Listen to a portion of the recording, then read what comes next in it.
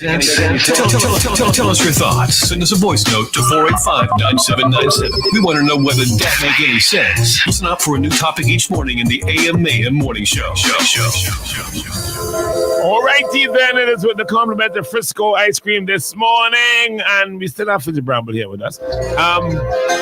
Meeting Saturday. Out of that meeting, from what you saw, what do you think the energies is now on the ground? Boy, the energy high. The energy, well, I've been going to say high like when you... yeah. Jagger face. Yeah. No, listen now, man. Let me tell you something. In 2020, when we had the office launch upside it, and this is something that's been happening election after election. Mr. Eustace, the office upside, that's a big thing. Fellas, folks were telling me, some ladies at Murray Village were telling me, in the past, when you're having the office opening up Sign Hill, they used to have a march from NDP headquarters all the way up to Sign Hill, and then bang, the big kickoff and so. Last election, when we had the office launch on top Sign Hill, the crowd I was like, wow, boy, this is what St. Vincent politics is all about, and my excitement over. And that was after the bell was rung, last election in 2020. This time around, Saturday night day, the crowd Saturday night was bigger than the crowd in 2020, and the bell ain't ring yet. So that should, and here now, we ain't self get with t-shirts and thing yet, And the t-shirts is a motivation for people. Boy, coming out for show off my NDP t-shirt. We ain't get with t-shirts yet to give our supporters or to give supporters. Right. And people still who ain't have yellow, have cream, but they coming in something close to yellow if you ain't have yellow. It was real, the energy was real, the vibe was nice. I mean, and most importantly, I am convinced that the speakers from the platform, including myself, really delivered a clear and convincing message. What are the fundamental policy differences between the NDP and the ULP? I think it's the real development of people. That is the fundamental policy. And let me expand on that a little bit. The ULP, it's obvious, it's clear. Again, as I said before, their track record is one of buildings and structures without necessarily connecting it to an improvement in people's lives. You have they talk about the education revolution. I won't call it a revolution, but I'll give them credit for making strides in education, offering scholarships and so on. But the issue you have. You send 100 people to study, they get a bachelor's degree or whatever. How many of them coming back? Less than half of them coming back because there's no incentive here. There's no real developmental drive to motivate them to come back, and then the other less than half who come back is like some of them wondering, boy, why did I even go to study in the first place? Now that doesn't mean that you feel proud because you have a university degree. Everybody, most persons would love to have an opportunity to get a university degree. I'm not downplaying that. But when you study or when you excel academically or in any area of life, the objective should be to improve your life, shouldn't it? Yeah. So, but in our case now, our policies, the NDP is a people-centered developmental party. And by that I mean people will be more involved. We are not going to be victimizing people, like how you have it. Yeah, you might have, of course, let's be real, you're going to have some operatives maybe who would behave in ways that are not necessary and that are undesirable. Maybe some overzealous supporters and so on. But the party, the New Democratic Party's policy is to make development equal, equitable, and equivalent. Everybody would be having an opportunity to develop themselves, to be involved in the developmental process, to start a business. If you continue the Prime program and you improve it, for example, you ain't going to pick out people who support you and give them Prime money and all this sort of stuff. You ain't going to promote somebody to principal in a school just because they support your party and they're not qualified.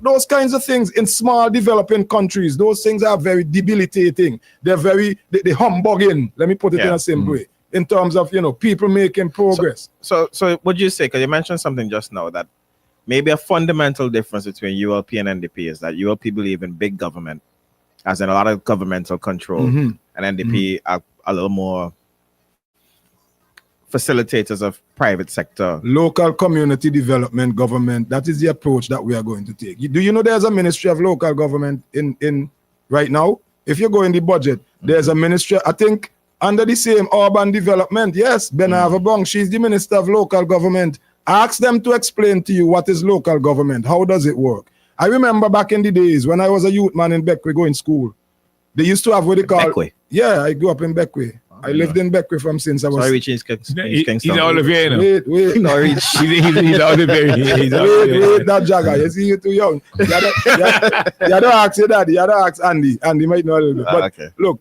I moved to Beckway when I was 3 years old, and I left Beckway when I finished Beckway Anglican High School. Okay. And the reality is that my mom, you know, she had a friend in Beckway. She was going to Trinidad for vacation.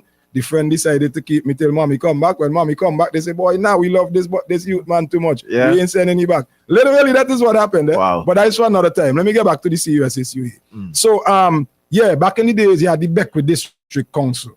And I know they had district councils in different areas. The Beckway District Council was responsible for all of the day-to-day community life in Beckway.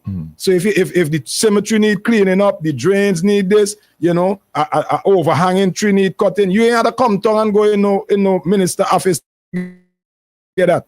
And the Beckway District Council had its own budget. The Beckway District Council was selected from people within the community. They had the election process, but it was not no party basis. If Jagger is an activist in the community, he put up himself, the people vote for Jagger and the Beckway District Council. So you had that sort of intrinsic, homegrown governmental structure. That is what needs to come back, the community development. And if you do that, that is half of your challenge met in terms of having people involved in the developmental process where they could feel a sense of ownership, you know, of the community and by extension, the society, the country. That is not happening. That's been sorely lacking. When Ralph came into government, Ralph in 2001, he established something called NESDEC, the National Economic and Social Development Council, where he said that would have been an advisory body for the socio-economic development of the country. And people came from trade unions, from businesses. After the first 6 months, you never hear nothing but NESDEC again, ever. You know, and in the process, in my view, he emasculated or he sort of just weakened a lot of the trade unionists and social activists who were really, you know, very, very keeping the government accountable prior to him coming into office.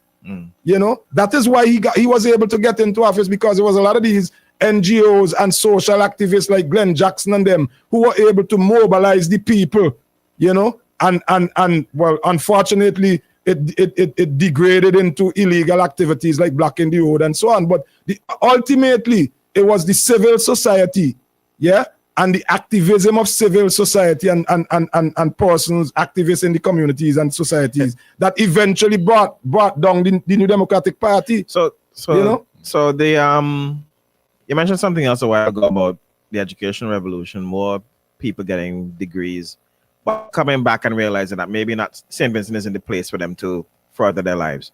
Would the NDP commit to a rise in salary levels in St. Vincent? I know that the UL people say that they've put 1.5% a year for the last 3 years or whatever it is each year. Clearly, that's not enough, and it doesn't reflect the cost of living in St. Vincent. Of course not. Would the NDP commit to a rise in salaries? Well, we have already done so, indirectly and directly. And let me explain what I mean by that. First of all, in my view, biggest issue in this election is cost of living. It may not be a sexy topic, you know, where you say, oh, this person thief money and this person do this and this person that, so vote them out. You know, that's the sensationalism part of it. Right. But the real practical issue, I mean, I'm sure every single one of us in here, you guys may not want to admit it, but I myself, sometimes when I go to the supermarket and I'm picking up items and I'm like, boy, nah. That's too expensive. I'm telling you. Every time I hear, nah, boy.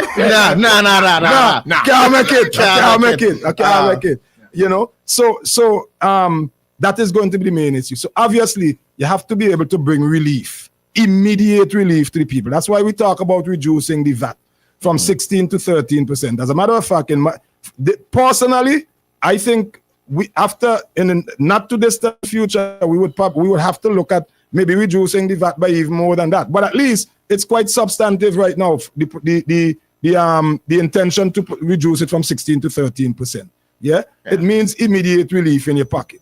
Right. Your spending power, so to speak, is going to increase, and you don't have to. You could get a little bit more in the supermarket, and it adds up. You know, but also you have to look at wages as well, because if inflation keeps going up by a particular percentage, and your wage rate or your wage stays stagnant, then you have a problem. Now, government obviously would have to intervene, particularly with regards to wages for public servants and so on, because government's responsible for that sector of the economy. Yeah, but there's also a sizable sector of the economy that's outside government's portfolio in terms of direct employment. How do you enhance that? How do you increase employment? You have to increase economic opportunities. Yeah. So, for example, when we talk about establishing a national development bank, where you make financing and capital much, much easier to be obtained by persons who want to do business, or even existing business people who may want to restructure and may want to make life easier for them as business people. In East Kingston, for example, we have one of our initiatives is something we call Hype. I just give it that name, for marketing purposes and for it to really resonate with people. Helping young people excel, HYPE. That's nice. Don't start too cool. You don't Central Kingston. I said major for you. Okay. But let me just quickly say that. So the objective there is to allocate $1 million to start up 50 businesses. Small businesses. So you're talking about 20,000. Yeah. Of course, the details will be worked out, and the resources would come from a combination of sources, including the National Development Bank, including public-private partnerships, and also including revenue from the Citizenship by Investment Program. What's the difference between that and Prime? Exactly. The difference between that and Prime is that, first of all, Prime money is in my view, not properly allocated. And it's money that a cost to the government. In this case, if you're having public-private partnerships, you have private investors who may want to contribute to that fund. You have the Citizenship by Investment Bank. You have, by investment program. You have the National Development Bank. Technically, that is money that's really no cost to the government. And it's like you're getting a double bonus. It costs you very little as a government. And secondly, you're injecting into the development and the productivity of the economy by creating opportunities for businesses to come up and operate and be successful. So now you're broadening your tax. So these things are more loans than grants. No. It's not loans. Okay. It's not loans. CBI money. Why would I get free money? No, I mean when it gets to the No. The objective is going to be very similar to Prime. But the source of funding is going to be much more secure, less costly to us, and it's also going to be much more impactful, because now we are also going to have a support mechanism in our entrepreneurial hub, business hub, where, let me say, we come and give you some money, Jagger, to start your small business, right? You may just have an idea, but you may not have experience or expertise in operating this business successfully. You may not understand how to do your books, how to budget, how to have quarterly targets, whatever, so your business can be successful. We will be providing all of those kinds of support as well, as opposed to Prime, where we just come, we give you some money and we say, go do what you want to do. If you succeed, you succeed. If you fail, you fail. And Camilo went on to say, failure teaches lessons as well. So it's not such a bad thing if you get Prime money and your business fail. Words to that effect. I mean, you have to be more strategic and more economically sensible than that. So that is one of the things and so you broaden your tax base, because more people work in, more businesses. You don't have to increase the tax rate, But if you have 10 people paying taxes, at say 5%, and now you increase that 10 people to 20 paying 5%, the more money right there. Yeah. Simple. It's not rocket science. Are you done with me at 9 o'clock? Was it? No, yet wait now. Before we go, don't remember yet. On the issue, if what is the position of the party? Should the NDP take office? When the NDP take office. Okay, all right. When the NDP take office, what is the position of doing a forensic audit? It has to happen. And it should not happen just to go after people, even though I know a lot of people say, boy, all you can't make them man they get, you know, somebody had to get locked up. Well, you have to respect the sentiments of the public. But from a more analytical standpoint, if I am going into a business as a manager, yeah, you hire me to come and manage Hot 97. Me ain't going to come in to manage Hot 97 until I do an analysis of the position of Hot 97. Right. What kind of finances you have, how much money you owe people, who's supposed to pay the government, pay Hot 97. There's only one analysis, number one. Exactly. Yeah. 20 years. You know? 20 years. You're showing what for look? You're showing what for look? No. 20 years, number one. Never change. But too cool to answer the analysis. To answer your question, absolutely. Yeah. Absolutely. And you'll be going after people. When I say going after, you're doing the proper analysis of the finances of the country. Right. Because the government is responsible for the fiscal health or ill health of the country. Fiscal meaning how much money you take in, how much revenue you get in from taxes and so on, and how much you spend, right? And how did you go about spending, and how did you go about receiving revenue? Right. It has to happen. And as the economist in the party, I will be a very, very strong advocate for a forensic audit. Nice. Okay, before you leave, I would like you to answer one question from the line, just to engage with the public. Of course. If I could answer, if I can answer, telling you I can answer. Shaka D. Matthews would like to know what can be done or what the NDP will do to boost the manufacturing sector.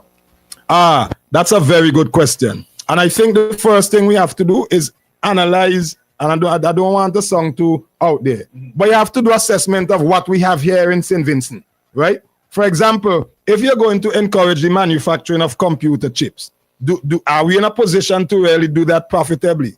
You know what I mean? So St. Vincent is a very fertile country. Agriculture has tremendous potential. Are we going to continue to produce mangoes and golden apples and put them in cookers bag and send them Trinidad? Or are we going to build value-added food processing facilities where we can manufacture and add value to the mango? You make mango jam, you make mango smoothie mix and all of those kinds. That is manufacturing. You understand? So obviously, we would look at what our competitive and comparative advantages are. What are we good at? What do we have, you know, that we can use and improve upon and add value to? So that would boost the manufacturing economy. All right, there we go. With the compliments of Frisco Ice Cream. Fitz, thanks for rolling through. Thanks, brothers. Anytime, man. Alrighty. Hey, brother.